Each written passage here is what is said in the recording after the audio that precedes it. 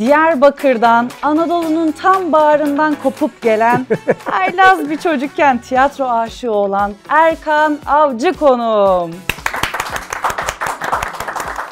Bizim aramızda bir şey olur mu sonrasında? Program bittikten sonra bakacağız artık. Bakalım, tamam. Seyirciyle öpüşmek dedin. İlk defa böyle birinden bir tabir duyuyorum. Ne demek bu? Seni seviyorlar mı sade olarak yoksa nefret mi ediyorlar? Bende senin istediğin cevaplar yok. Benim cevaplarım var. Burası benim programım. Evet hayır diye Cevaplar da benim. Yordum mu seni? Hiç değil. Ben çok keyif aldım sohbetimden. Ben de çok keyif aldım. Umarım katkı sağlayabilmişimdir. Arada bir laf sana, kusura bakma. Hiç fark etmedim. Evet. Tamam o zaman. Ben fark etmen için daha ne yapabilirim? Tabii ki bir Sezen Aksu'ya uğramadan kaç tane aşka eskittik onunla değil mi? Her kadın önce doğduğu evde ölür. Mutsuz olmaya utanıyorum çünkü. Bu kadar varlığın içerisinde. Bu çok parayla, maddi bir şeyden bahsetmiyorum aslında. Çok yakın zamanda çok ciddi bir deprem atlattık. Yanı başımızda savaş var. İnsanlar kafalarını taşa koyuyorlar uyumak için. Tabii ki bir yaşamış birine hayat vermek ciddi bir sorumluluk. Hele ki böyle bir sosyal sorumluluğu olan, nefret cinayetleri üzerine bir derdi olan bir işin içerisinde olmak artı bir sorumluluk.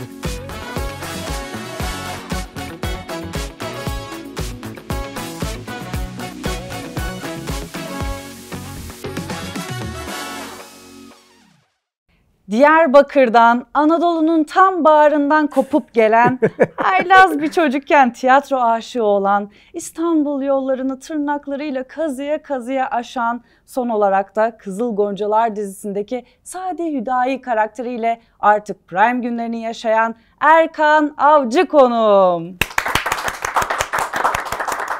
Hoş geldin. Hoş bulduk, ne haber? İyiyim, sen nasılsın? Fena değil, iyi. Valla tanıyamadım seni şöyle bir görünce Kızıl Goncalar'dan sonra. Yakından daha heybet ve daha yakışıklıyım. Tam tersini söyleyecektim yakışıklılık hariç.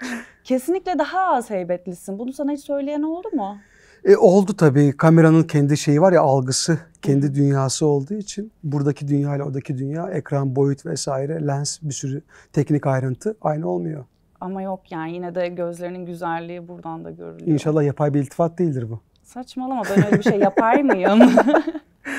Alara olarak hep doğruyu söylerim. Mantıklı, en azından şunu teyit edebileceğimiz bir yer yok ama İnanacağım. ön bilgi olarak kabul ediyorum. Bana inanmak zorundasın. Bence de. Merak ediyorum seni. Şimdi izlediğimizde diziyi apayrı bir karakter çiziyorsun. Hı. Gerçek hayatında neler yapıyorsun? Bu programda biraz bunlara değinelim, olur mu? Valla sıradan sahici bir hayatım var. Çok değişik şeyler yapmıyorum işte aslında. Okumayla, çalışmayla, izlemeyle, biraz boş vakitlerde hiçbir şey yapmayarak ondan sonra geçiyor. Ama genelde okumayı, yazmayı, kendi kız kardeşimle beraber yazıp çizdiğimiz şeyler üzerine konuşmayı seviyoruz. Öyle geçiyor. Birçok programa katılmışsın aslında. Çok fazla katıldığını söyleyemem. Ama çok yine... az programa katıldım aslında. Buna dikkat ediyorum. Evet. Bu sene sadece İbrahim Selim, çok benim uzun zamandır arkadaşlık yaptığım bir arkadaşım, dostum. Bir de Ahmet Mümtaz Taylan'a katıldım empati programına. Bu konuda biraz dikkat edip seçici davranmaya çalışıyorum açıkçası. Beni tercih ettiğin için teşekkür ederim. Bu sefer farklı bir Erkan görelim istiyorum o programlarda. İnşallah. Geriye gidelim azıcık. Hı-hı. Zaman evet. Geriye aksın diye bir bölümümüz var şimdi. Ufak bir geçmiş yolculuğuna Hı-hı. çıkartacağım seni. Ve şimdi olsa ne tepki verirdin diye sorular soracağım. Aa, ne güzel. Şimdiki aklınla bakalım ne tepki verirmişsin. Diyarbakır'da olmuşsun. Ve 21 yaşına kadar da orada yaşamışsın. Aynen öyle. Sülalende neredeyse herkes diş hekimi. Evet, hemen hemen. Peki senin de öyle olmanı mı isterlerdi? Tabii kurulu düzen olduğu için ezber bilinen bir yer. Risk almadan hayatı daha rahat kurabilmek için bunu öngörüyorlardı. Ama başta biraz tedirgin oldular tabii, hiç bilmedikleri bir alan. O zaman bir 20 sene önce falan bizim için de bilinmez bir alandı tabii. Oyunculuk, sanatla ilgilenmek, ne yapacağınız belli değil. Sigortası var mı, ne kadar para kazanır, bu parayı ne kadar zaman kazanır gibi bir sürü ailenin, Türk klasik aile yapısında olduğu gibi işte sigortası var mı, ne yapacaksın, tatilin var mı, ne kadar çalışacaksın. Bu sorular belirsiz sorulardı ama zaman içerisinde şimdi onlar da artık iyi ki bu yola girmişim diyorlar. Ama tabii ön ezberleri benim de diş teknisyeni veya diş doktoru olmam üzerine kuruluydu. Zaten şimdi bayağı artık aldın götürdün yani, mutludurlar senin adına. Ya tabii başka, ben yani iyi bir manav da olsam mutlu olurlardı. Tabii ki. Ama tabii yaptığımız işte nacizane başarılı olmak, yaptığın işi doğru düzgün yapmaya çalışmak her anne babanın aslında evladı için kurduğu bir hayal. Umarım onlar da izledikleri zaman gurur duyuyorlardır. Hiç istemedin mi diş hekimi olayım? Hiç istemedim. Kazandın. Evet, kazandım ve kazandı kağıdımı hin bir şekilde yırttım. Sonra öğrendiler benim kazanmış olduğumu. Nasıl söyledin bunu? Biraz yakalandım gibi de aslında. Ondan sonra bu şey, insanın neyi mutlu ettiği çok önemli bir şey. O belki yaşın genç ama orada hissedebiliyorsun. Ben bu dünyanın içerisinde mutlu olamam. Yani o içeriden bir şey seni aslında doğru dinlersen ve kendini doğru donanıma getirmişsen eğer seni doğru yönlendiriyor. Tabii bunun için sadece her şey seninle alakalı değil. Hayatındaki bir sürü şeyin doğru olması ve sana yardım etmesi gerekiyor. Biraz yol sorunsuz, kazasız ve kolay olmadı ama kolay da yol çok da yok gibi aslında. Ya aslında merak ettiğim şey şu, şimdi sana küçükken haydut diyorlarmış. Evet. Haylaz da bir öğrencisin. Evet. Diş hekimliğini kazanmak için de ekstra çalışmak gerekiyor. Kolay da bir bölüm değil yani. Değil, Nasıl değil. oldu bu? Benim biraz hep şöyleydi. Ben birinci dönem hiç çalışmaz 8-10 zayıf getirirdim. Sonra ikinci dönemin bir 15-20 günlük zamanda eve kapanır. Bütün derslerimi çok iyi hale getirir. Sınavlarına öyle girerdim. Bütün öğrencilik hayatım böyle geçti. İlk başta kızdıkları, işte niye böyle yapıyorsun falan filan. Sonra zamanla onlar da bu sistemime alıştılar. Zeki ama çalışmıyor çocuğusun. Zeki öyle de demek, şimdi insanın kendi kendine durup dururken zeki demesi de çok nahoş bir durum ama yani şöyle oldu. Ben 6 ay 8 ay çalışacağıma bir ay sağlam çalışır, bu dersleri veririm diyordum ve öyle de oldu hep öğrencilik hayatım boyunca. Ama 4 kere de liseden atılıyorsun. Orası işte işin haylazlık kısmı zaten. 1 değil, 2 Evet. değil, 3 Biri değil, özel 4. okul. Özel okuldan atıldım yani. Adamların para kazanacağı Gerçekten. okuldan atıldım yani. Hatta babama şey demişlerdi. Ya Erkan'ı okuldan alırsanız gideceği özel okulda vesairede biz parasını verebiliriz. Alın bu çocuk. O kadar. Düzeni bozuyor artık Ne diye. yapıyordun bu kadar? Ya valla işte huzursuz bir öğrenciydim aslında. Biraz hakikaten o yaşlarda insanlar biraz daha küçük şeylerle uğraşıp küçük haylazlıklar yaparken ben biraz okulun düzenini bozmakla alakalı Bana detay ver. bir derdi. Detay burada bile verilemeyecek detaylar var. Hadi ya, azıcık Başıma iş şöyle almak istemem. kenarından mutlu et beni şurada. Yani çok sıkıntılı zamanlarım oldu yani. Kavgaya mı karışırdın? Ya kavga, devamsızlık, şu an bile belki adli suç sayılabilecek şeyler ondan sonra. Öyle haylazlıklarım çoktu yani. Karne çalmak bunların bir tanesiydi yani. Karne çalıp mesela şey yapmıştım. Teşekkürü 1 puanla kaçırmışım gibi doldurmuştum. Yani hani Peki seni orada dramatik bir durduran hava neydi? oluştu. Yani piçe bak yani, karneyi çalmış, teşekkürü de vermemiş yani. Hani 1 puanla kaçırmışım teşekkürü. Yani dramatik bir hava da oluşturulmuş. Yani anlatabiliyor muyum? İnansınlar diye takdir falan da çalmıyorsun Hayır, orada. 1 puanla Teşekkür kaçırdım ederim. teşekkürü yani mesela. Bu inanılmaz. Ailemin tam inanabileceği bir durum. Çünkü çalışmıyordu. Evet, teşekkür ederim. Çalışsa çok iyi şeyler yapabilir ama teşekkür 1 puanla kaçırmış. Benimle empati kurmalarını sağlayabilecek düzeyde durdurdum. Seni orada durduran neydi? Beni orada durduran şey inandırıcılıktı. Çok haklısın. O yüzden de oyuncu oldum galiba. Kendini de biliyorsun bir yerde yani. Ailemi daha çok tanıyordum. Zaten insan kendini tanıması için önce dışarıyla da ilişkilenmesi çok kıymetlidir ya. Kendini tanımakla beraber sadece kendini tanımayla olmuyor. Etrafındaki insanları tanımayla beraber kendini daha rahat tanımaya başlarsın. Gözlemle de alakalı bu. Ve şu an Tabii gözlem yaptığın çok işle genel ilgili. bir konu ama ben bunu temelde biraz empatiye, sende olmayan şeye bağlıyorum aslında. Yani empatik bir insan, yani o kelime kökenine indiğimiz zaman da biraz içe dönük algılama, içe yolculuktur ya biraz da empati. Karşı taraftan çıkıp içe doğru yolculuk yapma. Çocukluktan kalma bir heves mi diyeyim, artık getirdiğim bir duygu mu diyeyim. Empati duygum biraz yüksektir bu konuda. Empatik bir insanım yani. O duygu Empat bana, artık. empat deniyor galiba ona, evet. Empatımdır o konuda. Oyunculuk yolunda da bana çok işe yaradı bu. Çok O faydası yola- hala dokunuyor bu anlamda. O yola girmeden önce bu oyunculuk aşkı nereden geldi? Ya aslında bu oynama duygusu ve tiyatro aşkı benim amcamın bana kazandırdığı bir duygu küçük Evet, yaşlarda. ben bu hikayeyi biliyorum aslında Evet. da anlat da Anlattım istiyorum. ama anlatmaktan usanmam, benim için çok kıymetli bir hikayedir. Amcam işte 48 yaşında kalp krizinden vefat etti. O öncesinde ben işte bu mahallede haylazlık yaparken, okulda, mahallede her hata yaptığım zaman beni tiyatroya ceza olarak götürürdü. Tiyatroya, sinemaya. Ne güzel Ondan bir sonra ceza. müthiş bir ceza. O işte Batı diliyle bir ıslah etme yöntemi yerine kendi aklıyla, zekasıyla o zaman tiyatroya gidelim. Aslında müthiş bir buluş, müthiş bir eğitim. Evet. Ondan sonra beni o zaman Öç diye bir, Korku diye bir oyun vardı. Diyarbakır Devlet Tiyatrosu'nun oynadığı. Ona gittik. Sonra alkış esnasında çiçeğimi vermek için sahneye çıktığım zaman başrol oyuncusu beni seyirciyle beraber selamlattı. Seyirciyle ilk öpüşmem ve seyircinin karşısında kalmam O andır. O an benim için büyülü bir andı. Bazı mühürlü anlar vardır insan hayatında böyle. Onu mühürlersin. Hatta Tarkovski'nin dediği şey işte mühürlenmiş zaman. O benim mühürlenmiş bir zamanım. Tabii o zaman anlamıyorsun ama buradan geriye dönüp baktığın zaman çok bambaşka bir an oluyor. Büyülü bir an, mühürlenmiş bir an olarak kalıyor insanda. Sonra o anın aslında beni ne kadar çok değiştirdiğini 15'li yaşlarda başka, 25'li yaşlarda başka, 35'li yaşlarda başka anlamlandırmaya ve anlamaya başlıyorsun. O an benim için galiba ilk tiyatro, benim burada olmam gerekiyor duygusunu bende oluşturmuş. Öyle de oldu. Oraya çıktığım zaman da o duygunun çok gerçek, o anın çok sahici ve o an hakikaten mühürlenmiş bir an olduğunu anladım. Seyirciyle öpüşmek dedin. İlk defa böyle birinden bir tabir duyuyorum. Ne demek bu? Bu çünkü seyirciyle kurulan ilişki çok direkt bir ilişkidir. Yani seyirci tıpkı ailemiz gibi aslında ön bir kabulle gelir. Pozitif gelir. Eğer ortada bir sıkıntılı bir durum yoksa, yani patetik bir şeyi beslemiyorsa sahnedeki aktöre, aktrise ön bir kabulle gelir. İyi bir şey izleyeceğini ve etkilenmeye açık hale gelir. Bu bir flört belirtisidir aslında. Rahat ve açık bir enerjiyle gelir. Sahneye çıkan aktör ve aktris de bu duyguyla, verme duygusuyla çıkar. Karşılıklı bu tırnak içinde flörtleşme durumu sizi çok yakınlaştırır.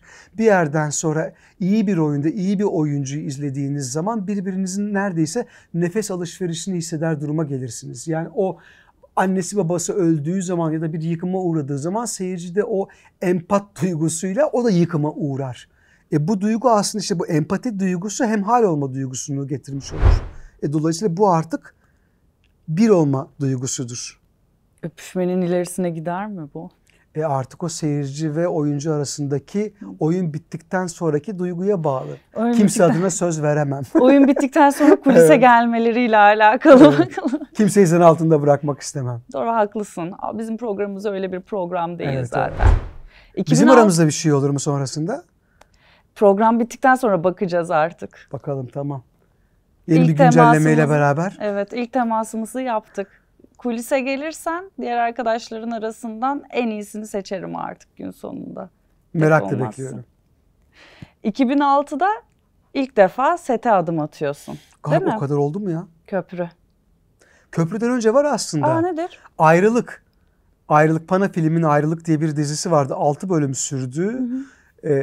Çok güzel bir hikayeydi. Fakat Türkiye'nin o zamanki siyasi konjonktürü dizinin devam etmesine çok uygun değildi. Senin de şansın bu herhalde. Ya ben bu şanssızlık olarak görmüyorum. Hepsi yola dahil şeyler. Yani bazen bir şey o kadar olması gerekir ve o kadar olması daha hayırlıdır.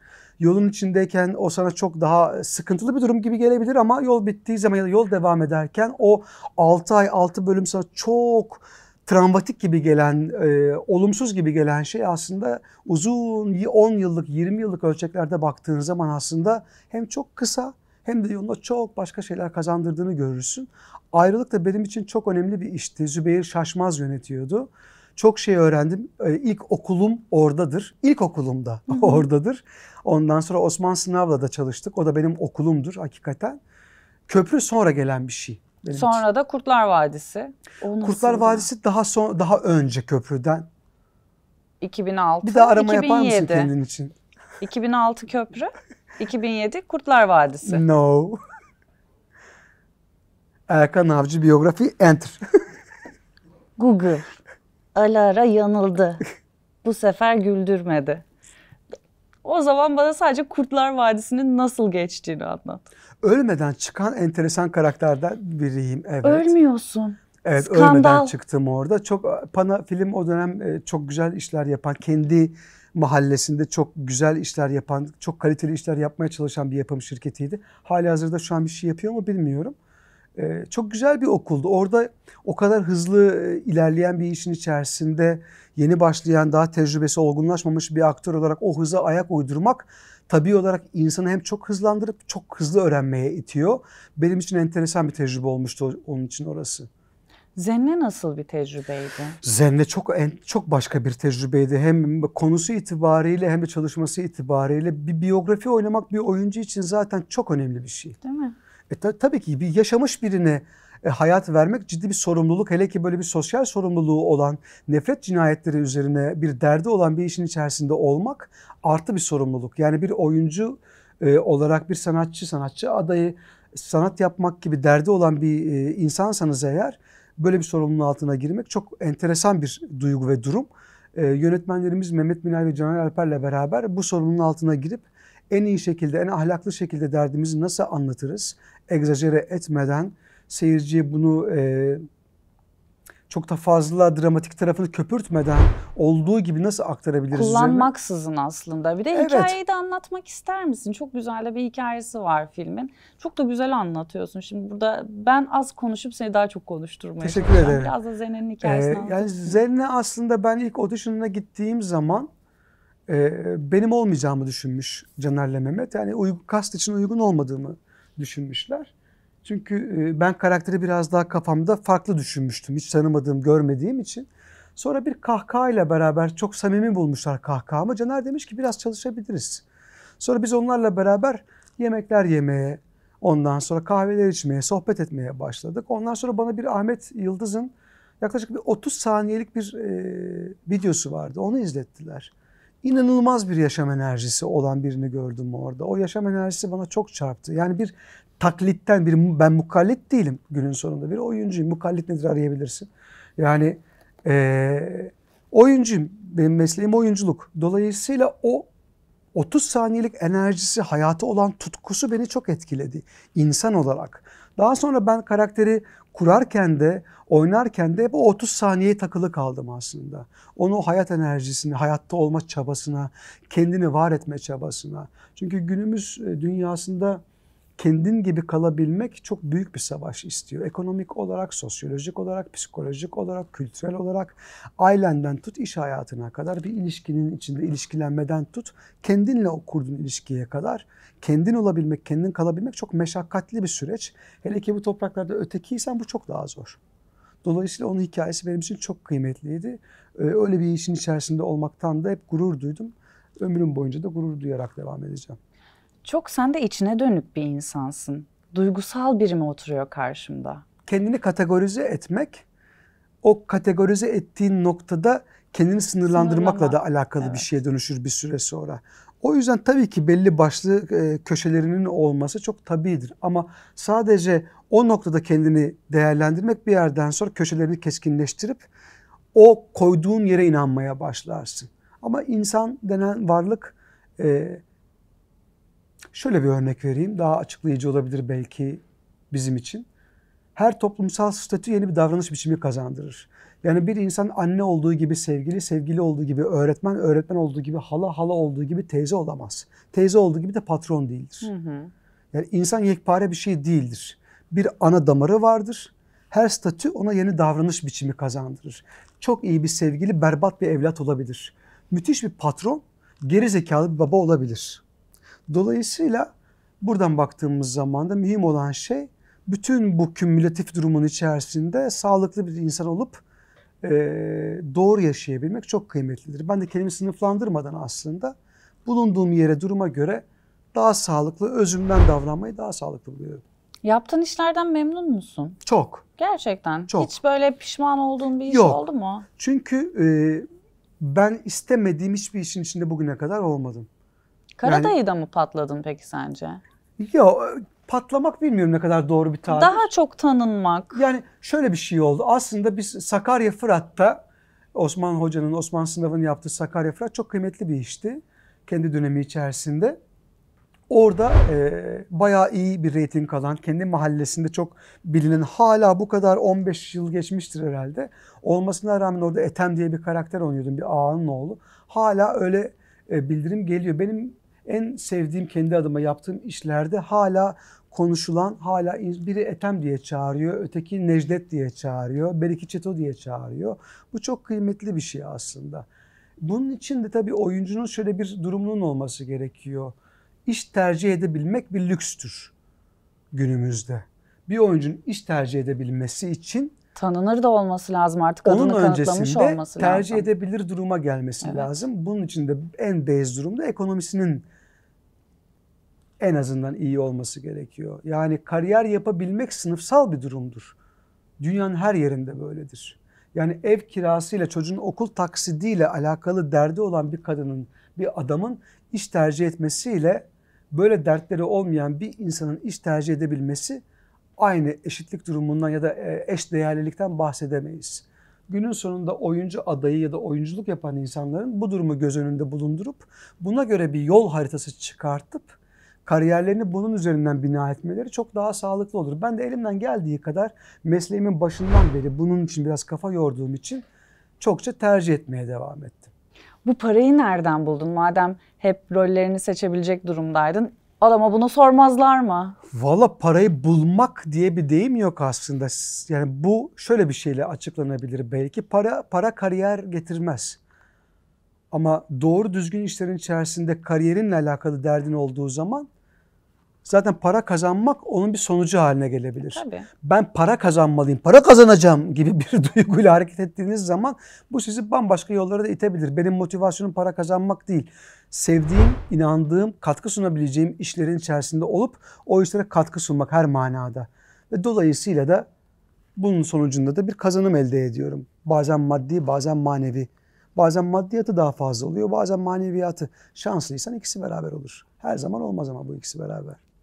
Bir taraftan dizi oyunculuğun var, sinema var, tiyatro var. 3'te 3 yapmışsın ama seni en çok mutlu eden hangisi? Oyunculuk yapmak. Bunların hiçbirini birbirine ayırt etmek mümkün değil. Teknik sadece ayrılıkları var bunların ama temelde oyunculuk yapmak, bir şey üretmek. Yani iyi bir metnin, iyi bir durumun içerisinde olup kendini ifade edebildiğin zaman, faydalı bir şey yapabildiğin zaman zaten mutlusundur. Yani sinema oyunculuğu da, televizyon oyunculuğu da, tiyatro oyunculuğu da günün sonunda oyunculuk başlığı adı altında toplanıyor. Hepsinin ayrı ayrı hazları ve teknik ayrıştığı konular var. Dolayısıyla aslında oyunculuk yapmak beni günün sonunda mutlu ediyor ve ettiriyor. Ama farkı vardır mutlaka. Şimdi bir sahnede olmanın farkı var. Sinema yapmanın farkı var. Sinemada da sette yaklaşık şu an olduğu gibi onlarca adam olur etrafında. Bazen daha fazla. Yani küçük bir tiyatroda belki 40 kişi oynarsın ama büyük bir sette 150 kişi oynamak zorunda kalabilirsin. Bu o mesleğini nereden tuttuğunla alakalı bir şey. Tabii ki lezzet farkı var. Teknik farklılıklarının olması birini daha üstün kılmaz. Nasıl? Şöyle yani çok iyi 3 tane dostun olduğunu düşün. Ya biriyle sohbet etmen demek diğerini sevmemen anlamına gelmez. Biriyle çok daha iyi dertleşebilirsin. Ötekinden akıl alırsın. Ötekiyle daha fazla eğlenebiliyorsundur. Ben şu an dizilerde oynamaktan çok mutluyum. Ama tiyatro yapmayı da özledim. Fakat tiyatro yapmanın koşulları daha farklı, daha spesifik, çok yoğun. 1 ay, 1,5 ay çalışma, iyi bir metin bulma, dekoruyla, oyuncusuyla çok başka bir disiplin talep ediyor senden. Keza sinema farklı şekilde.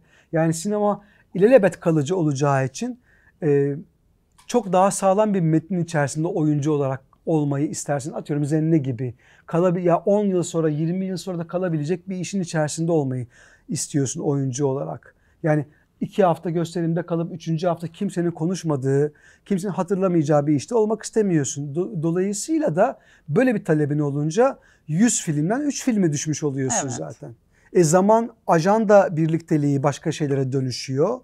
O da seni bazen bir filme ya da hiç filme götürebiliyor. Tiyatroda böyle oynamak istediğin bir metin var. Bazen onun telifi başkasında olmuş oluyor. Yapmasını istediğin bir yönetmen var. Elinde başka bir metin olmuş oluyor. Yapmak istediğin bir tiyatro var. Onların ajandaları dolu oluyor. Ajandaları boşalıyor. Sen sette olmuş oluyorsun gibi bir sürü varyasyonu var. Dertler gerçekten. Bu dertler değil aslında. Bunlar hani hoş dertler diyelim. Tabii ki günün sonunda oyunculuk yaptığında Allah başka sen yine mutlusun Alara. yani. Bilemem artık. Ya ben burada sana bir sürü soru soruyorum da aslında izleyenler, seni sevenler de birçok soru soruyor. Ve bunu ne gibi merak ediyorum. İnternet aramalarında bu cevapları almaya çalışıyorlar. Erkan Avcı'nın boyu. Olabilir. Ayakkabılı mı ayakkabısız? Gerçekten bunu merak edenler var. Sen hiç adını yazdın mı böyle Tabii internete? Tabii çok. Ben muhakkak adımı ararım, bakarım, insanların ne konuştuğunu merak ederim. Yani bir hafta 10 günde bir muhakkak yaparım onu. Önemserim çünkü insanların ne söylediğini. Üzülür müsün? Hiç. Yorumlara. Hayır, o başka bir şey. O başka, insanların ne söylediğini, seni nasıl gördüğünü anlamak kıymetli bir veri. Yani bu önemli bir şey ama bunu kendine dert haline getirmek o başka bir durum. İşte bunu dert haline getirmiyorsan gerçekten bakmak güzel. Hiç. Övgüyü de yergiyi de bir yılanın zehrini sağar gibi sağıp Sağlıklı kalmak çok önemli bir şey bu konuda. Baktık arama motorunda en çok senin için ne aranıyor? Hazır mısın? O yüzden her hafta bakıyormuşsun, görüyorsun. Ama şu an bayağı oldu bakmayalı bu arada. Belki iyi bari. bir ay falan olmuş olabilir yani. Bir ay. Buraya hiç bakmayan konuklarımız geldi. Yalan söylüyorlardır. Bakalım nasıl Evet, aratmışlar merak seni. ediyorum. Tabii ki. Şaşırdık mı? Asla. Ben hiç şaşırmadım. Ben zaten burada gördüğüm hiçbir şeye şaşırmıyorum. Sen de şaşırmamışsın. Ne diyorsun bu konu hakkında?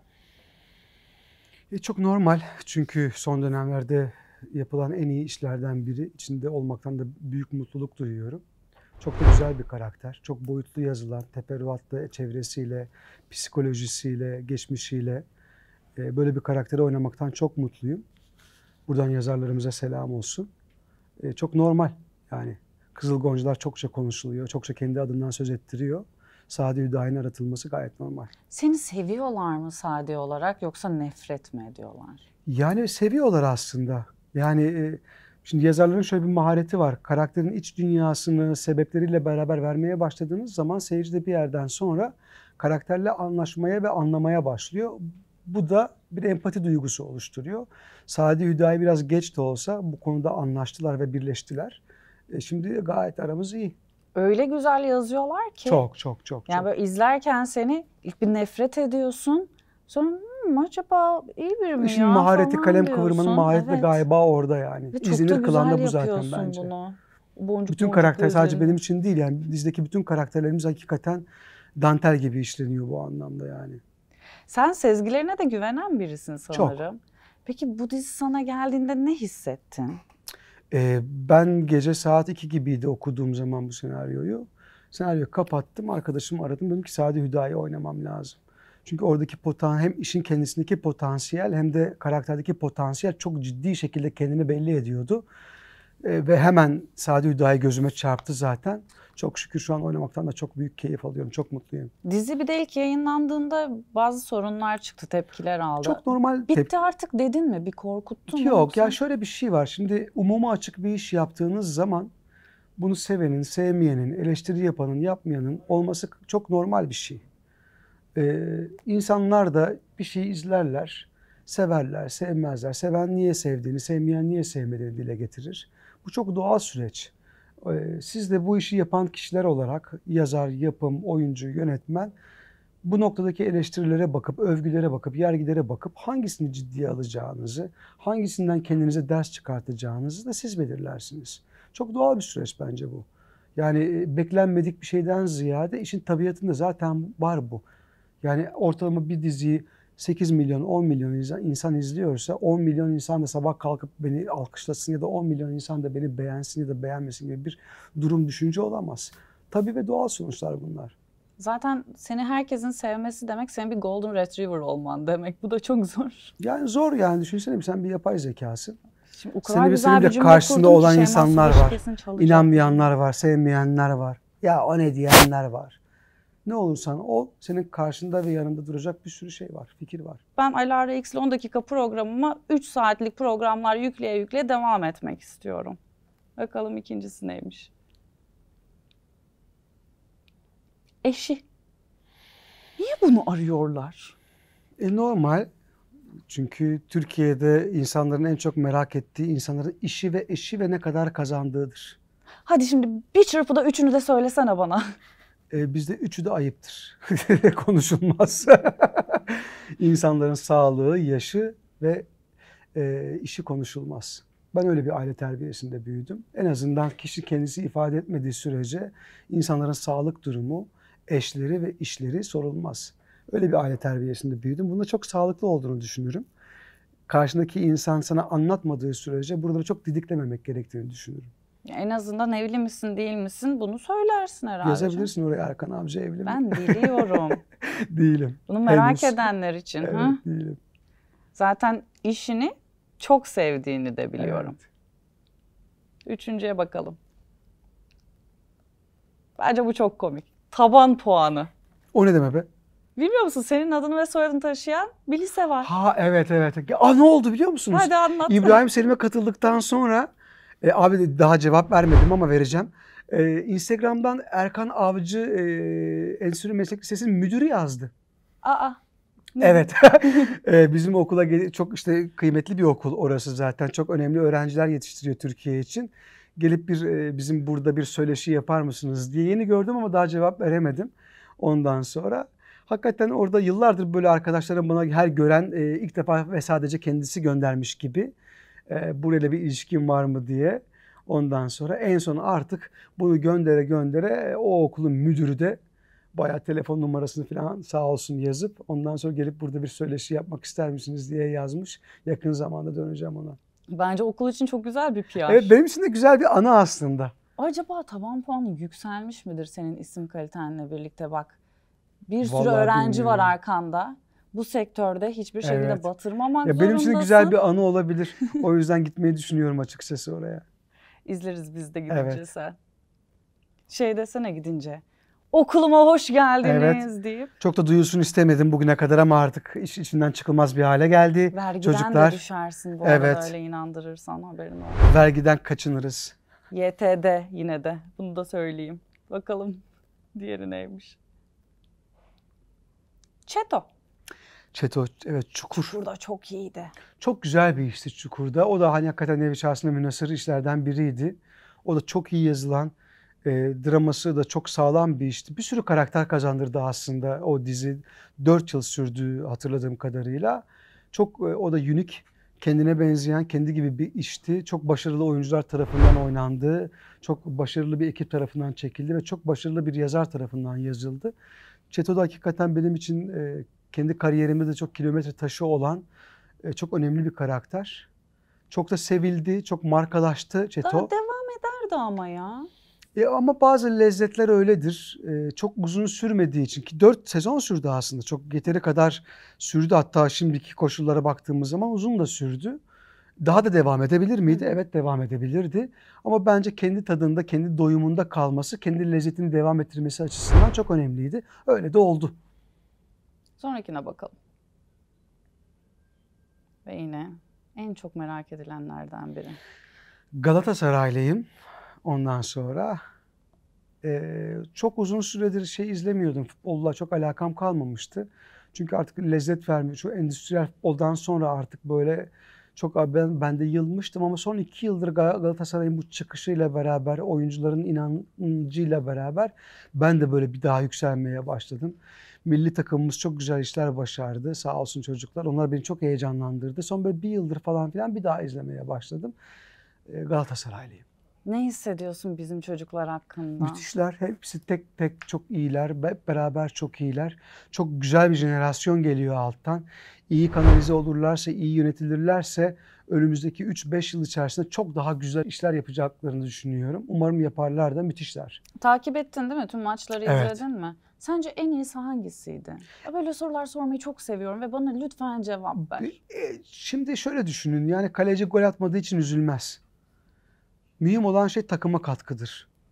Yani ben takıma katkısı olan oyuncular olarak baktığım zaman Barış müthişti. Galatasaraylı diye demiyorsun, Hayır, Ferdi değil mi? müthiş bir oyuncu. Önü çok açık. Allah yolunu açık etsin. Mert müthişti. Yani gerçekten böyle hani hakikaten Merih Demiral müthişti. Yani bazen bizim seyirci sürekli böyle sıyrılan tipi görmeyi çok sever ve onu yükseltmeyi çok sever ama bazen görünmeyen o ara işleri yapan oyuncular vardır. Öyle o takımda öyle oyuncular da var. O golü atmaz ama dediğim gibi yani kalecimiz hiçbir zaman gol atmadı ama 2 tane golü kurtardı. Çok da güzeldi. Müthişti. Yani dolayısıyla onlar bir takım olarak hepsi tek tek çok iyi. Kulübede oturanlar da dahil olmak üzere. O takım işte ya, takım olmak. Takım olma duygusu, bence onu da başardılar. İnşallah ileri zamanlarda daha iyi bir takım olup daha çok inançla, daha çok çalışarak, daha iyi bir sistemle daha iyi şeyler başarırlar. Ümidimiz bu yönde. Alınan ceza hakkında ne düşünüyorsun? Yani futbol hiçbir zaman sadece futbol değildir. Bunu bir daha gördük burada. Ülkelerin kendi iç işleyişlerinde, dış işleyişlerinde bir lobileşmenin olduğu aşikar. Yani burada da artık ülkelerin kendi güçleri, güçsüzlükleri, doğru duruşları, yanlış duruşları, hakkaniyetleri, adaletleri ve adaletsizlikleri bir daha mihenk taşına vuruluyor aslında. Talep ettikleri adalet kendilerinde yoksa yapacak bir şey de yok. Ama biz çok iyi bir takımla, çok iyi bir süreç geçirdik. Daha iyisini yapabilirdik. Hala yapabiliriz. Bir Bence, sonrakinde. evet, önümüz yol uzun, dem ağır. Daha iyisi için hep beraber çalışacağız. Hadi bakalım. Şimdi sana çok güzel bir deneyim yaşatacağım. Lütfen. Bu bölüm bitti, yeni bölüm geliyor. Kendi şanslı hisseder misin? Şanslıyımdır. Hissetmem. Bence de şanslısın. Bakalım ne çıkacak sana. Yani çok güzel bir şey. Oturduğun yerden seni bambaşka bir dünyaya götüreceğim Müthiş. hazırsan. Aa, müthiş. İşte. Dali için yapılmış böyle Destino diye bir tane animasyon vardır YouTube'da. Şu an onun içinde gibiyim. Müthiş bir duygu. Müthiş.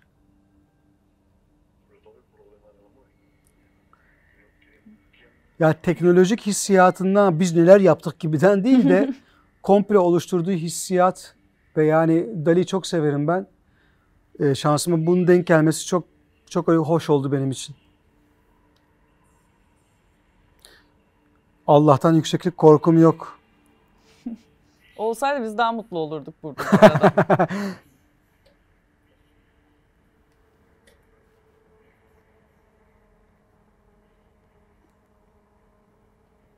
Ya o sanatçının yarattığı dünyayla böylesine bir yakınlık hissetmek, onun dünyasına bu şekilde girebilmek gerçekten müthiş bir şey.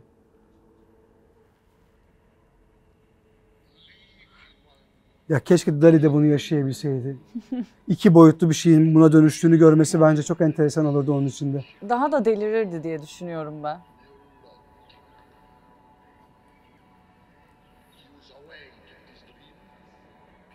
Of of of of.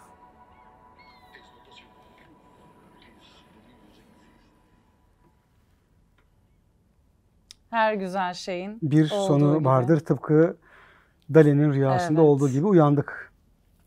çıkartabilirsin. Evet. Duanı açabilirsin. Nasıl bir deneyimdi? Çok enteresan. Ben yıllar önce bunu deneyimlemiştim. Tabii bu kadar üst modelini değil. Bayağı gelişmiş. Çok mutlu oldum hakikaten. Çok enteresan bir Dali olması beni ayrıca mutlu etti. Müthiş bir deneyim. O hissiyatı çok enteresan. Oturduğun yerden bambaşka Evet. bir dünyadasın. Acaba şeye de bir bakmak lazım. Beyin için bu uzun süre kullandığın zaman ne yapıyor? Çünkü beyni biraz kandırıyoruz ya. Her şeyin fazlası zarar olduğu gibi tabii ki bunun da Biraz bağımlılık fazlası da zarar. yaratabilir aslında bu. Okey. Buradan çıkmak istemeyebilir insanlar. Hantallaştırabilir. Belki İnsanı. 50 yıl sonra, 40 yıl sonra belki bunun lensleri falan çıkar. Bu kadar kocaman çünkü giderek küçülecek muhtemelen bu. Diye takıp 50-40 demeye ondan de sonra- gerek yok. hani Kesin emin abi ol Dali'nin daha dünyasındayım yakın. ben sonra arayayım mı diye ben hani ona dönebilir. Şimdi senin kendi hayatının zirve noktalarına geldi sıra. İnşallah Böyle değildir. sorulara bayılıyorum. Daha yolumuz var çünkü. Yapmak istediğimiz Şimdiye şeyler kadar var. ki mutlaka vardır. Şimdiye kadar Kendi yerinden razıyım. Yanlış anlaşılmasın. Ama daha gidecek yolumuz var. Ama işte diğer deneyimlerinden bahsediyorum. Hı hı. Enlerinden bahsedeceğiz. Hayatında izlediğin en iyi film hangisi? Sana bu soruları sorarken şu an çekinmeye başladım. O kadar politik cevaplar veriyorsun Yo, ki hiç hepsine. politik Şu da olabilir, değil bu da aslında. olabilir deme. Gerçek değil. Yani şöyle bu en iyi film benim için mesela amcamın beni götürdüğü, benim için sinematografik olarak en iyi film başka bir şey. Benim için en iyi film Cesur Yürek'tir. Braveheart'tır mesela. Niye? Çünkü o amcam yine beni bir ceza olsun diye götürmüştü. Sanırım 94-95 olabilir mi hatırlamıyorum yılını tam olarak. O sinemada o perde, Mel Gibson'ın o müthiş oyunculuğu, o duygusal durumu, kadının boğazının kesildiği yer, o mendilin düşüşü müthiş bir andı benim için. Bende bir etkisi var. Benim için hayatımdaki her şey aslında bende bir etki bırakması üzerinden onu konumlandırıyorum. Beni anlayamaman normal, sana politik gelmesi de normal ama benim için böyle. Yani o Cesur Yürek benim için çok önemli bir filmdir. Hala öyle. Çok daha iyi filmler izledim sinematografik olarak, senaryo olarak, yönetmenlik olarak vesaire ama bendeki tesir olarak Cesur Yürek benim için çok önemli. Peki zirve budur dediğin şarkıcı. Türk olabilir, yabancı olabilir. Yani gene insanın dönemine göre değişiyor aslında. Ben etnik müzik çok seviyorum. Ama tabii ki bir Sezen Aksu'ya uğramadan kaç tane aşka eskittik onunla, değil mi? Yani Bilemem, cevap vermiyorsun. Ayıp dedin, susturdun ortaokulda beni. da aşık olduk, Sezen Aksu dinledik. Lisede de aşık olduk, Sezen Aksu dinledik. Üniversitede aşık olduk, Sezen Aksu dinledik. Bütün aşklarımız onunla beraber eskidi. Sezen Aksu'nun yeri bende çok farklıdır. Bununla beraber Ahmet Kaya çocukluğumdan beri çok severek dinlerim. Bu ikisinin yeri bende çok farklıdır. Ahmet Kaya ve Sezen Aksu. Sonrasında Timur Selçuk. Özellikle 25 yıl seçkisi müthiştir. Çok severim bütün şarkılarını. Allah rahmet eylesin. Ondan sonra Ahmet Kaya'yı da, Timur Selçuk'u da, Sezen Aksu'yu da Allah başımızdan eksik etmesin. Müthiş bir ozan kendisi. Onlar. Hayatında okudun ve her sorana kesin oku dediğin o kitap. Robert Musil'in Niteliksiz Adam. Çok ağır bir kitaptır. Ağırdan kastım benim için en azından öyle. Çok zor bir kitaptır. Okunması çok zor bir kitaptır. Onu önerebilirim. Ondan sonra başka ne söyleyebilirim? Tutunamayanlar çok keyifli bir kitaptır. Yusuf Atılgan'ın Aylak Adam müthiş bir kitaptır. Ondan sonra Sadık Hidayet'in Kör Baykuş müthiş bir kitaptır. Tezer Özlü'nün bütün kitaplarını okuyabilirler. Eski Bahçe, Eski Sevgi. Biraz pesimist edebiyat seviyorlarsa Pavese okuyabilirler. Ben bunları çok severek okuduğum kitaplar. Çok da iyi. Ya en son ne okudum? Küçük Yuvarlak Taşlar. Yazarı şu an aklımda değil. Müthiş bir kadın öykücü. Onun bütün külliyatını okudum hemen zaten böyle bir hafta 10 gün içerisinde. Hepsini okuyabilirler, müthiş. Bu kadar pesimist şeyleri okuyorsun ama hayattan keyif almayı da biliyorsun. Şimdi ben hayatının en mutlu anını da merak ettim şimdi. Zaten o hayatın en mutlu anı gibi bir şeye çok inanan biri değilim. Şükrettiğin her an mutlusundur. Yani kafanı taşa değil yastığa koyduğun an da olabilir hayatının en mutlu anı. Mutlaka vardır ya, şu an ekstra mutlu hissediyorum. Sağlıklıyım. Sağlıklıyım. İyi bir işin içerisindeyim. Aç değilim, açıkta değilim. Kimseye muhtaç değilim. Ailem var. Annem babam hala sağ. Onları aradığım zaman telefonla ulaşabiliyorum. Beni arayabiliyorlar. Başımı koyacağım bir evim var. Bir bineğim, arabam var. İstediğim şeyi alabiliyorum. Çok büyük lüks isteklerim yok. Oturduğum bir evim var. Sevdiğim dostlarım var. Mutluluk zaten kesintisiz bir halden ziyade bu elde ettiklerini, sende olanları fark edip onlarla beraber yetinebildiğin zaman zaten o mutluluk bir hal. O bir durum aslında. Yoksa bu oldu çok mutluyum dediğin zaman psikolojik olarak da hormonal olarak da bu çok sürdürülebilir bir şey değil. Yani bir insanın doğuştan getirdiği hormonal bir durum var mutluluk için. Yani bir milli piyango çıktığı zaman da bir süre maksimal düzeyde mutlu olabilirsiniz. Sonra o sizin doğuştan getirdiğiniz seviyeye gelir. Ama şükretme duygusu sizi her seferinde daha sağlıklı, elindekiyle beraber mutlu bir insana dönüştürebilir. Şükür etmek ve mutluluk hayatınızda olumsuz bir şeyin olmadığı anlamına gelmez. Olumsuz şeylere rağmen kelimesine rağmen ne yaptığınızla alakalı bir şeydir. Ben hayatımdaki bir sürü olmazlara rağmenlere beraber mutluyum. Mutluluk bir genel bir haldir. Mutsuz olmaya utanıyorum çünkü. Bu kadar varlığın içerisinde. Bu çok parayla maddi bir şeyden bahsetmiyorum asla. Kafamı koyabileceğim daha çok yakın zamanda çok ciddi bir deprem atlattık. Yanı başımızda savaş var. İnsanlar kafalarını taşa koyuyorlar uyumak için. Yani varlıklıyken bir bardak su arayan insanlara dönüştüler. Çadırlarda kalıyorlar. İnsanlar yalnayak dolaşmak zorunda kalıyorlar. Bu kadar varlığın içerisinde kendi adıma, kendi inanış biçimim için Allah'ın lütfettiği, dolabımı açtığım zaman yemeğim, harcayabileceğim, bankada param, giyeceğim, ayakkabım, gardırobumda onlarca kıyafetim varken mutsuzluk bana çok ayıp gibi geliyor. Dolayısıyla elimden geldiği kadar anneme, babama, maddi, manevi varlığıma şükretmekle alakalı bir durum ve hal içerisindeyim. Diğer türlüsü bir başkası için konuşmuyorum. O benim yolum ve yolculuğum. Benim için çok şükür ve çok mutluyum bundan. Mutsuzluk noktam pesimist hikayesi dünyanın bitimliliği üzerine bir mutsuzluk. Dünyanın gidişatı üzerine bir mutsuzluk. Tıpkı aşkta da olduğu gibi bir gün biteceğini bilmek ve bitmeyeceğini umut etmek. Ben bu dünyanın adaletsizliği, insanı perişan eden bir canavara dönüştüren, ülke bazında, kişi bazında, eş bazında, iş bazında bu dünyanın bir gün mahvolacağını, perişan olacağını, insanın bambaşka bir şeye dönüşeceğini bilip dönüşmeyeceğini umut ediyorum. Bu umut etmek beni burada daha sağlıklı yol kat etmeye, hiçbir şey yapmama noktasından kurtarıyor. Kendi işimi daha sağlıklı yapmaya, umutla yapmaya yönlendiriyor. Bir gün buranın yok olacağını bilmek, insanlığın daha da canavarlaşacağını bilmek de beni aynı zamanda ayağımı yere basıp daha sağlıklı, daha mantıksal bir yerden ilerlememi sağlıyor. Denge benim için bu.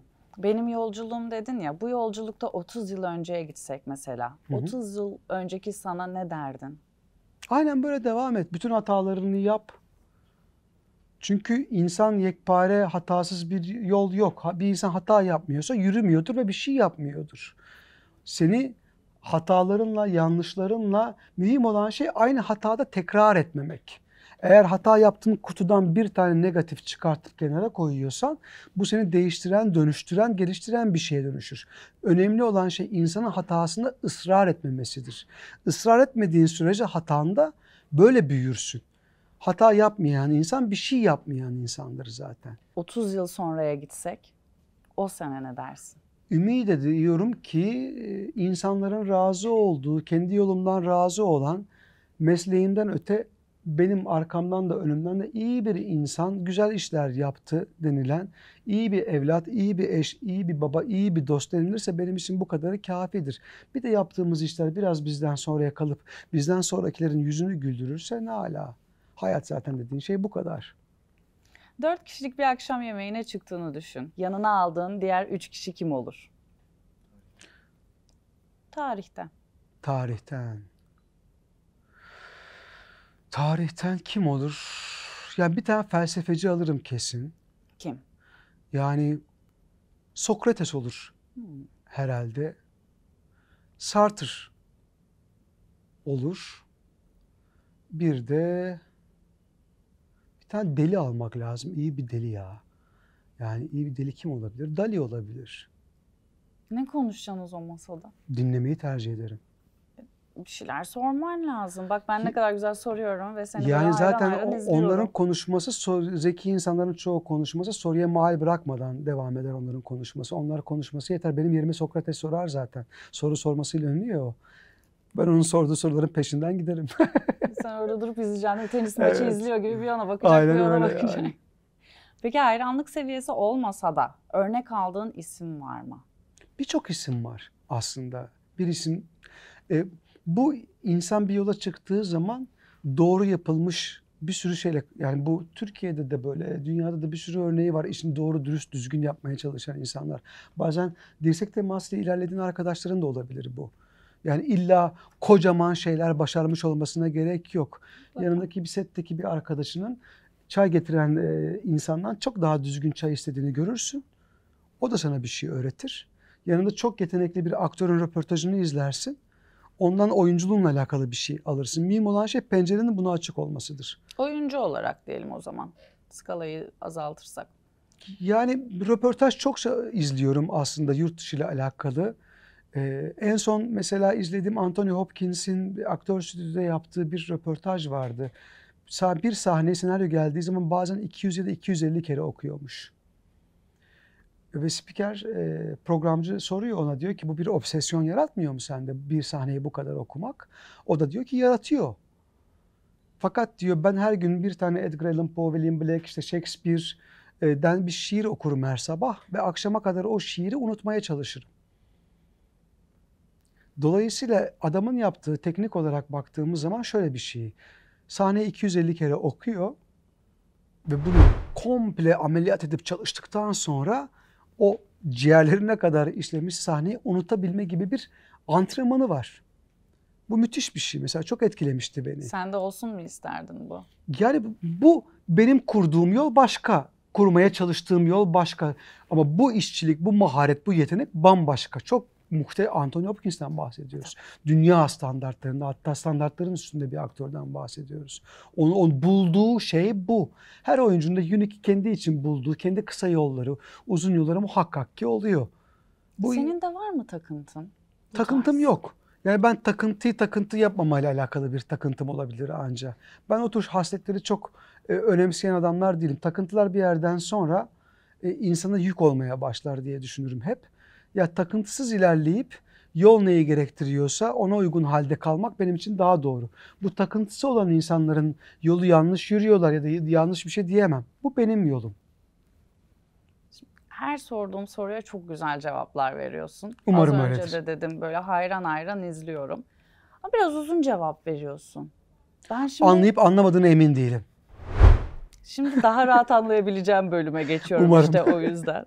Evet hayır bölümümüz var. O zaman okey. Sen de kurtuldun, ben de kurtuldum. Kesinlikle benim için çok rahat. Okey. Ama şimdi bakalım sen ne kadar başarılı olacaksın burada. Sana sorular soracağım. Evet hayır diye tak diye cevap Tamam. vermeni istiyorum. Çok da düşünme istiyorum. Çok Okey. düşünen birisin. Bunu Evet. yapma.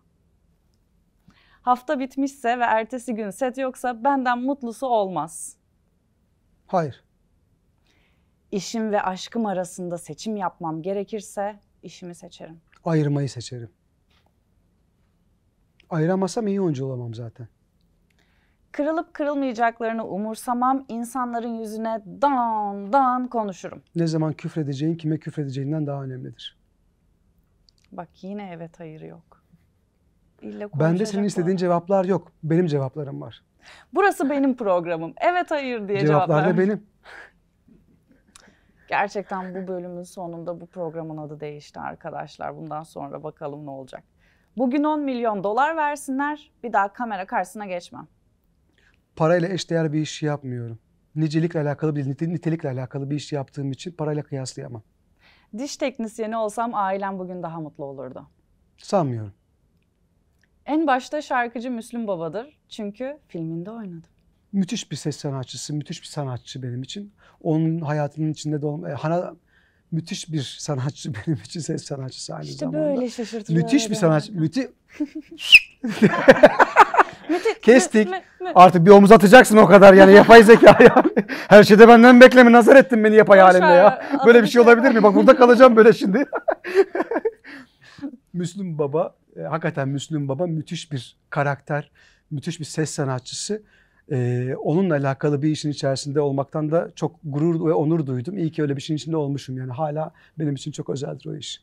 Annemin ve babamın tasvip etmediği kişiyle çok aşık olsam da evlenmem. Anne kalbinin anne kararına çok inanırım. Yani annem olduğuyla alakalı değil. Kadınlara verilmiş reseptörlerin günümüz koşullarında çok daha erkekten üst düzey bir şey olduğunu düşünürüm. Anne kalbi, anne yüreğinin çok önemli olduğunu düşünürüm. Annemin dediği şeyi bu anlamda dikkate alırım. Tabii bu her zaman her koşulda diye bir şey yok. Ama aile zaten önemlidir. Köken aileler, karşı tarafın da ailesi çok önemlidir. İki kişi bir birliktelik yaşıyorsa eğer bunların köken ailelerinin de en azından asgari durumda bir birliktelik yaşamaları, anlaşabilmeleri çok önemlidir. İlişkinin uzun soluklu ve sağlıklı yaşanabilmesi için. Karşı tarafın da benim için ne düşündüğü çok önemlidir. Yemin etti kesinlikle evet veya hayır diye bir kelime kullanmayacak. Ama sorduğun Yemin sorular etti. evet ve hayırlı cevaplar değil. Yani lügattaki bütün kelimeler kullanılıyor. İstediğim 2 tanecik şey var ya senden. İkisi. Tamam, bir tane senin için vereceğim. Bir yere bilerek geç gitsem de trafik vardı der, yalan söylerim. Hayır. Oh be, tamam. Bitti program. Çok paraya sıkışsam 1 milyon liraya sol böbreğimi satarım. Kesinlikle hayır. Hoşlandığım kişi bir espri yaptığında hiç komik olmasa bile kahkahalarla gülebilirim. Hayır. Teşekkürler ya. Oh, sadece bu 3 soruyu koyacağım videoya. Mantıklı. Yani, hayır yapmayacağım tabii ki. Yapımcılık var sende. Bir başladı. Hı. Yani bir tane kısa film çektik. İnşallah birkaç işimiz de yolda. Yani yapımcı olmak gibi bir muradımızdan ziyade kendi işimizi yapabilir duruma gelmekle alakalı bir derdimiz var. O da yavaş yavaş gelişiyor, büyüyor. Süreç içerisinde bu anlamda profesyonel yardımlar da aldık, almaya devam ediyoruz. İşimiz aslında kendi işlerimizi gerçekleştirmek. Peki yapımcılarla bir sorun oldu da o yüzden Hayır. Yani bu kocaman bir deniz zaten. Biz de kendi kayığımıza binip kendi işimizi yapmakla alakalı bir derdimiz var. Ben çok sağlıklı ve çok sağlam yapımcılara çalıştım kariyerim itibariyle de. O yüzden hepsinden razıyım. Sıkıntım yok. Hiç olmadı yani. Tamam, o zaman şimdi yapımcı ve yönetmen olarak bir seçme hazırlayacaksın. Tamam. Senin önüne geliyorlar. Oyuncu seçmelerindesin. Tamam. Her Audition bir rol diyoruz için- biz ona. Bilmeyenler varsa audition deniyor buna. Ben bilmeyenler vardır diye öyle dedim. Her bir rol için 2 farklı aday var. Tamam. Ve sen seçeceksin. Hangisini seçersin? Bu saydıklarımdan. Hı hı. Serenay Sarıkaya mı? Bergüzar Korel mi? Oraya bir şart düşmemiz lazım. Rol ne? Buna göre karar vereceksin. Başka neye göre verebiliriz ki? Tamam, şu an aklında mesela yapmayı düşündüğün bir proje var mı? Var. Yaşları çok büyük ama. Ama şimdi bir proje düşün. Mesela şu Hı-hı. an bir hadi senaryo yazalım seninle. İkisinden de audition alabiliyor muyuz? Tabii ki. O zaman hangisi daha başarılıysa karakter için? Ama bu bölümü ben çöpe atacağım o zaman. Yani hiç Çöpe- konuşmayacağız. O tip Ama olarak şimdi bak, söyle yani. İşin tabiatı itibariyle şöyle bir şey var. İşin tabiatı itibariyle hakikaten ticari kaynaklı bir şey yapmıyorsanız eğer gerçekten audition. Şimdi Serenay Sarıkaya'da diğer isim kimdi? Bergüzar Korel. İkisi de kendi rüştünü ispatlamış çok yetenekli oyuncular. Onlardan artık audition alınmıyor zaten. Dolayısıyla onlar sizin önünüze geldiği zaman karakteriniz için hangisi uygunsa zaten ona gitmiş olursunuz. Kenan İmirzalıoğlu mu, Kıvanç Tatlıtuğ devam ediyormuş değil mi? Kendi kendine burada sormaya. İşin tabiatı böyle. Yani dolayısıyla gönderirsiniz metninizi. Bir de onların kabul etme süreci var. Bakalım onlar edecekler mi? Hayır efendim, Erkan Bey'den emir gelmiş. Gelecekler artık. Ay estağfurullah canım, ne mutlu olurum. Kimlerle çalışmak istersin o zaman? Öyle konuşalım. Madem yapımcılık Aha. yapıyorsun. Böyle aklında güzel isimler var. Ben bunlarla çok güzel çalışırım. Önceden hiç çalışmadım. Ben çok yetenekli oyuncularla ve işine çok, yani Kenan abiyle çalıştım. Bu konuda çok şanslı bir oyuncuyum. Yani çok yetenekli ve işine çok sahip çıkan Kenan İmirzalıoğlu, Kıvanç Tatlıtuğ, Tolga Sayışman, Burak Özçivit, Bergüzar Korel, Çetin Tekindor, ondan sonra Tuğba Büyüküstün, böyle hakikaten hem isim hem de işine çok saygı duyan insanlarla çalıştım. Bu konuda çok şanslı bir aktörüm. Hepsiyle bir daha çalışmayı çok isterim. Ondan sonra çok yetenekli insanlar, işlerine çok ciddiyetle yaklaşan insanlar. Hali hazırda şu an Özcan Deniz de öyle, Özgün Amal keza öyle, diğer aktörler arkadaşlarım da öyle. Hepsi çok ciddi çalışan, mesleği, işi, gücü, derdi o olan insanlar. Hiç böyle çalışmaktan mutsuz olduğum insan hatırlamıyorum o konuda. Her şey çok anlam katıyorsun. Zaten bu programda bunu anladım. Yani diyorsun ki benim için, bana göre, Hı-hı. bence, benim yolumda. Hı-hı. O yüzden bu bölüm bence tam sana uygun. Gerçekten Müthiş. içini dökeceğin bir bölüm oldu. Çünkü sana kısa ama yer yerde zor birkaç kelime, isim de olabilir. Bunları söyleyeceğim. Senin için neler ifade ettiğini soracağım. Buraya bir şey düşünmek isterim müsaadenle. Niye benim için, benim yolumla alakalı bir şey diyorum. Bir yerden sonra şimdi kendini ifade ederken böyle çok fazla şöyle şeyler olmaya başlıyor. Sanki böyle bir doğruluk okulu, yanlışlık okulu bir şey varmış da sen bir guruymuşsun da konuşuyorsun gibi oluyor. Hakikaten 8 milyar insan var. Herkesin doğrusu, yanlışı, hayat görüşü farklı. Bu benim için doğrusu. Yani sizin için doğru olmayabilir, size doğru gelmeyebilir, sizin için hayırlı da olmayabilir. Bu benim için doğru. Böyle. Bunun altını çizmekte fayda görüyorum. Çünkü diğer türlü insanlar sanki onlara bir şey dikte ediyormuşsun gibi böyle bir kibirvari bir şey olarak algılanabilir. Ondan da imtina etmeye çalışıyorum. Çok, onunla alakalı. en sağlıklı ifade biçimi bence Teşekkür de. ederim. İyi. Bu daha çok hoşuma gitti, bu iltifat. İyi öğrenen Gelişeceksin. biriyimdir. Belki 5 Kolay yıl sonra öğrenirim. daha iyisi olur. Merak etme, tekrar görüşürüz. Lütfen. Bu sefer sen benimle program yaparsın, Lütfen. olur mu? Bir yaz gecesi dönümü rüyası. Evet. Hayır ya, o bölümü geçtik. Şimdi sen bunun hakkında yorum Ha, yapacaksın. bu benim bir yaz gecesi dönümü rüyası. Shakespeare'in en sevdiğim oyunlarından biridir. İlk defa sahneye çıktım. Allah rahmet eylesin, Semih Sergen yönetti. Mavi gözlü asker falan derdi böyle. İlk defa tiyatroda şöyle bir deyim vardır. Mızrak tutmak diye bir deyim vardır. İlk defa orada ben sahnede mızrak tutarak başladım. Diyarbakır Devlet Tiyatrosu'nda. Benim için yeri çok başkadır. Hala çok sevgiyle anarım hem o oyunu hem ustamızı. Çok güzeldir benim için. Osman Sınav. Osman Sınav bir okuldur gerçekten. Çok uzun, biz bir oyuncu yönetmen ilişkisiyle başladık onunla. Sonrasında bir hoca öğrenci ilişkisine döndü. Sonra bir baba oğul ilişkisi oldu. Müthiş bir okuldur. Öğrenmesini, okumasını, dinlemesini bilene. Çok şey öğrendim ondan. Hayata dair, insana dair, sektöre dair, muhabbetlerimize dair. İyi ki var Osman Hoca. Uzun yıllarda inşallah sektöre katkı sağlamaya devam eder. Aya Nikola. En uzun çalıştığın karakter İşlerden biri, en olabilir mi? uzunu Evet. değil. 2 sene sürdü Aya Nikola'da. Benim için çok önemli bir karakter. Çünkü hem asker, heykeltıraş, komutan, Hem tahta oturabilecek, hem sahada savaşabilecek, hem de elini çamura alıp heykel yapabilecek. Multidisipliner. Çok öyle bir adamdı. İnanılmaz karton olmayan 3 boyutlu bir karakterdi. O humorlu tarafı beni çok etkilemişti ilk başta da. Hayatla alay edebilmesi, düşmanla alay edebilmesi kendisi için. Ve çok entelektüel bir adamdı sanatçı tarafı olduğu için de.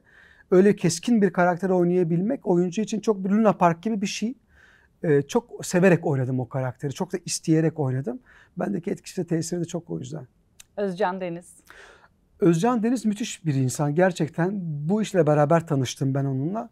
Müthiş disiplinli, işine çok saygı duyan, karşısındaki aktöre alan açan, ona açılan alanda da beraber oynamayı çok seven, eleştiri alabilen, pozitif eleştiri yapabilen müthiş bir insan. Ama ilk söyleyeceğim şey müthiş disiplinli. Hiç kimse hiçbir yere boşuna gelmiyor. Onda onu gördüm yani. Çok disiplinli çalışan, ezberiyle, duruşuyla, durumuyla, kendi kapladığı yerle, alanla motive eden, fikrini söyleyen müthiş bir set arkadaşı, set dostu. Diyarbakır. Hayatım, doğduğum yer, nasip olursa hayırlısıyla öldüğüm zaman da gömülmek istediğim yer. Tasavvuf. Hakikat, gerçeğim.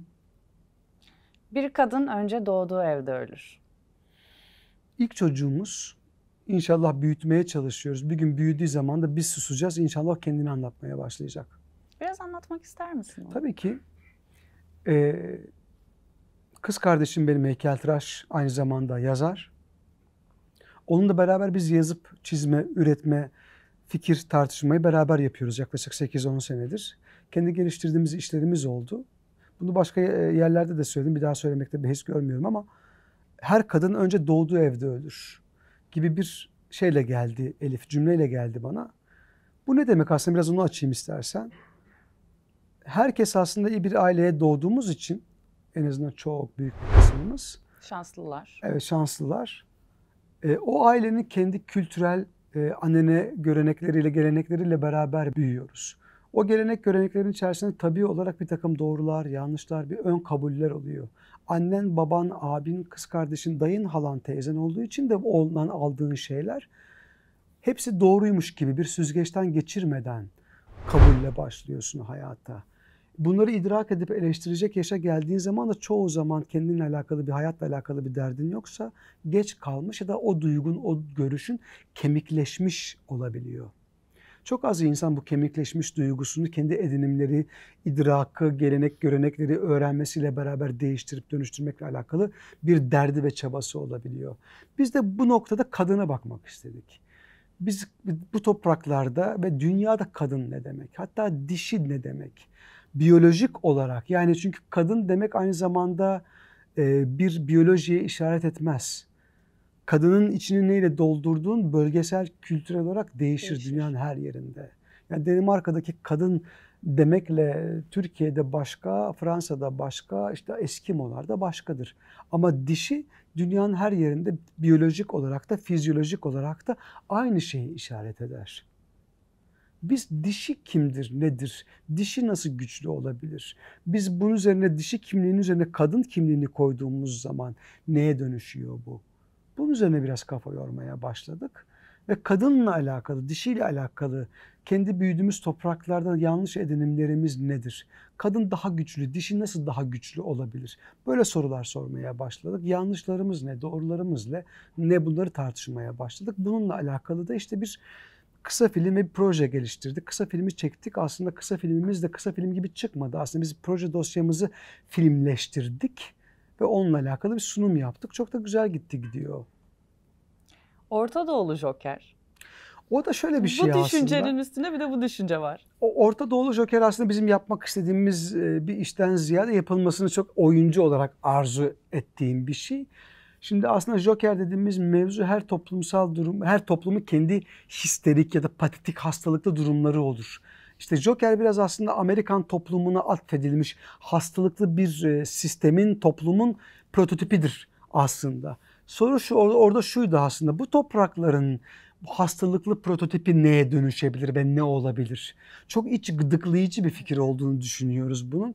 Bir gün eğer yapılırsa hakikaten müthiş bir şey olur diye Sosyolojik düşünüyorum. bir çalışma olur neredeyse Çok bu. ciddi, sosyolojik bir çalışma istiyor ama eğer onunla alakalı da bir iş ve işçilik ortaya çıkarsa, bir senaryo, bir karakter çıkarsa bence dünyada ses getirebileceğini düşünüyorum. Kesinlikle. Aşk. Adamı pardon. Bazen böyle olabiliyor. Aşk çok sevilen tabiriyle bir nevi kimyaki, alemi yoktur. Tecrübe ettikçe biriken cahilliktir. Tabii bu da bir sınıflama ve bir tabir. Yani insanın başına geldiği zaman zaten bunun tanımıyla ilgilenmeyip haliyle ilgilenir durumda oluyor. Şu an aşık olmadığım için de bunu tariflemek zorunda kalıyorum. Yani aşkı eksik bırakıyorum aslında. Ya da Mevlana'nın deyişiyle çok güzel bir tarifi var onun. Hani aşkın şehrine düştük. Mealen söylüyorum, kelimeler birebir olmasa bile. Aşkı anlatmak aşıka kaldı. Biz de aşkın şehrinde eşek gibi bataklığa saplandık diyor. Yani aşkı anlatabilecek kişi aslında aşıkın kendisidir. Biz aşkın şehrinde aşık olmadığımız için ancak bir çamura batıp onu tarifle, hayatla falan anlatmaya çalışırız. Bu da her zaman yetersiz kalıyor. Aşk olmadığı için de tarifle yetinebiliriz şu an için ancak. Peki bu da bu programı artık sonlandıracak sorum. Alara. Alara müthiş gerçekten. Ben uzun zamandır yapay zeka ile ilgileniyorum. Telefonumda da var ChatGPT.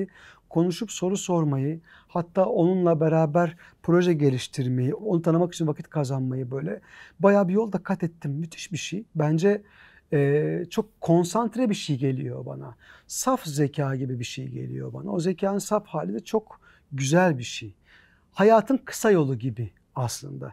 Yani hayatı zamandan, insanın kendinden bir sürü zamandan çalmadan konservatif bir şeyde böyle zaman kazanabileceğin, fikir kazanabileceğin büyük bir bilgi denizinde sana sunan bir nehir gibi aslında.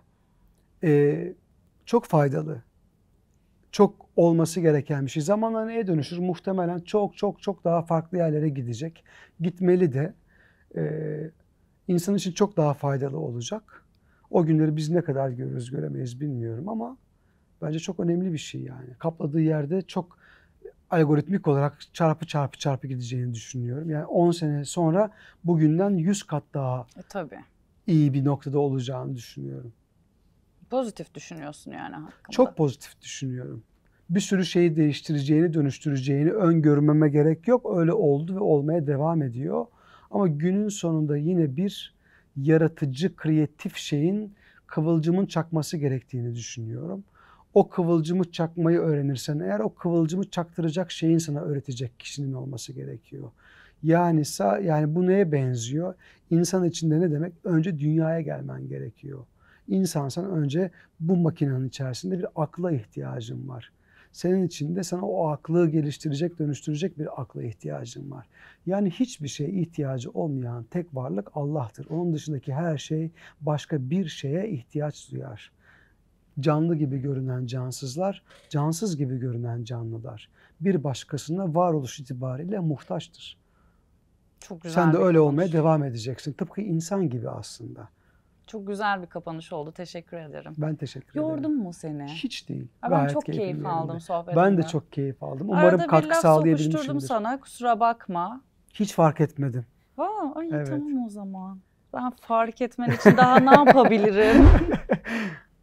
Çok teşekkürler. Ben teşekkür ederim. Yolunuz açık olsun. Umarım katlanarak daha güzel, daha hayırlı, uğurlu bir şekilde devam eder programınız. Bence müthiş bir iş yapıyorsunuz. Türkiye'de de böyle bir şeye öncü olmanız, bence açtığınız yol çok kıymetli bir yol. Umarım bu işin ardılı farklı alanlarda, farklı şekillerde büyüyerek devam eder. Seni daha çok görmeyi temenni ediyorum kendi adıma ben de. Ve izleyenler de beni daha çok görmek istiyorsa tabii ki önceki programlarımızı da izleyebilirler efendim. Beğensinler, paylaşsınlar, izlesinler ama en çok bu programı beğensinler. Görüşürüz o zaman. Hoşça kalın, görüşürüz.